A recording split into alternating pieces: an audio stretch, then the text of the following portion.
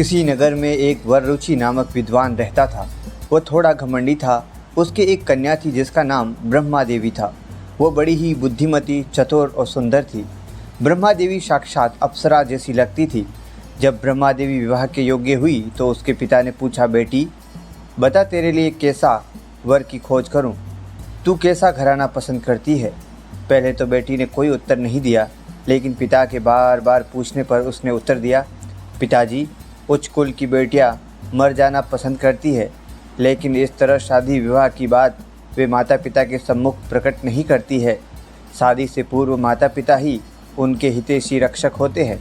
दूसरी बात यह भी है कि मनुष्य का अपना अपना भाग्य होता है।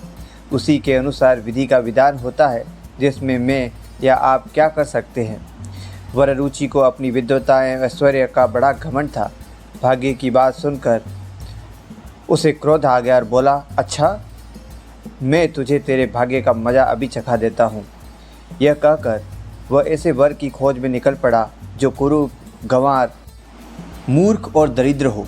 खोजते खोजते उसने कुछ दूर जंगल में एक ऐसे व्यक्ति को देखा जो एक पेड़ की जिस शाखा पर बैठा था उसी को काट रहा था।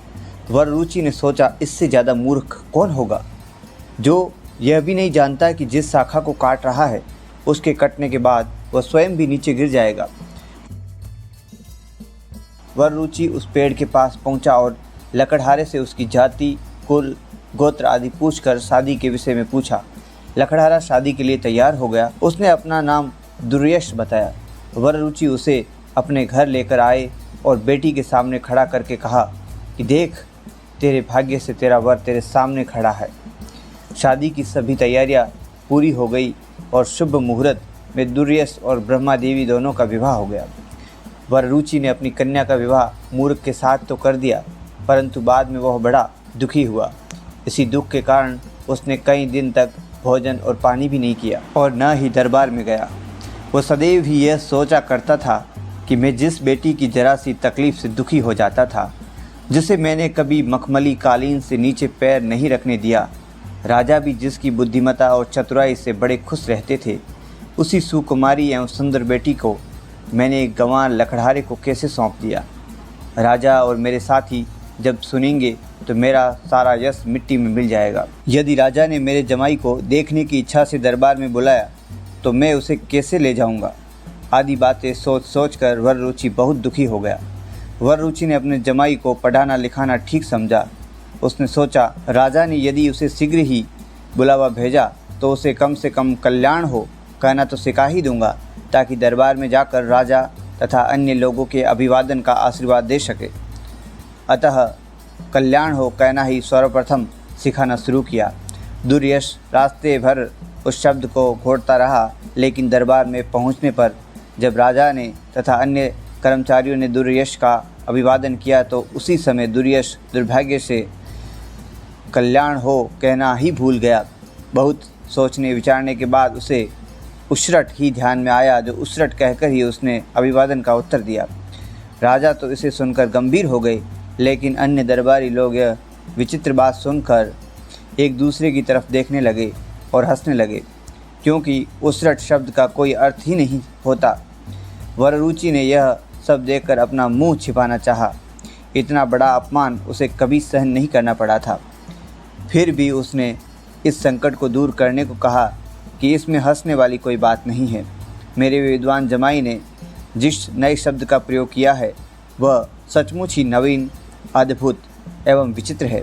किसी भी विद्वान के इस प्रकार के नए शब्द प्रयोग पर हंसना भद्रता का लक्षण नहीं है। उसरट शब्द का अर्थ होता है उमा शंकर, रक्षा करे टंकार के साथ राजा युद्ध में विजयी हो। यह है इस शब्द का अर्थ। जब सभी ने यह अर्थ सुना तो आश्चर्यचकित हो गए और राजा ने कहा, सचमुच ही वररुचि का जमाई वररुचि जैसा ही विद्वान है। जिसके बाद दरबार समाप्त हुआ और लोग अपने अपने घर चले गए। दुर्यश की इस मंद बुद्धिमता पर वररुचि को क्रोध तो दरबार में ही आ गया था, लेकिन वहाँ अपनी नाक काटने से बचा ली। लेकिन रास्ते में उसकी खूब खबर ली। लात, घूसे, डंडे जितने भी मार सका मारे। दुर्यश का शरीर सूज गया। उसके शरीर से जगह जगह पर खून निकलने लगा। दुर्यश के लिए यह कोई नई बात नहीं थी, लेकिन उस दिन की उस मार से वो घबरा कर बिना किसी को सूचित किए ही घर से भाग गया और नगर से कुछ दूर काली देवी के मंदिर में चला गया। वहाँ वह देवी के सामने लौट गया, रोते रोते बोला, हे देवी, आज मैं तेरी शरण में आया हूँ, या तो मुझे विद्या बल दे या मुझे कोई एक वर दे। जब तक वह वर प्राप्त नहीं होगा तब तक मैं भूखा प्यासा यहीं पड़ा रहूँगा। दुर्यस इस प्रकार से 7 दिन तक उसी मंदिर में भूखा प्यासा पड़ा रहा। इसके बाद देवी ने साक्षात होकर दर्शन दिए और सिर पर हाथ रखकर आशीर्वाद दिया। वह दुनिया का अजय विद्वान होगा। इतना कहकर देवी तो अंतर्धान हो गई और दुर्यस ने अपना नाम कालिदास रखा। इसी के फलस्वरूप कालिदास ने वररुचि से भी अधिक राजा भोज के दरबार में अपना सम्मान पाया। रघुवंश, कुमार संभवम, मेघदूत आदि काव्यों की रचना की और विश्व में अजर अमर हो गया। ब्रह्मा देवी का भाग्य भी जाग उठा। वररुचि उसी समय से भाग्य का फल भी समझ गए।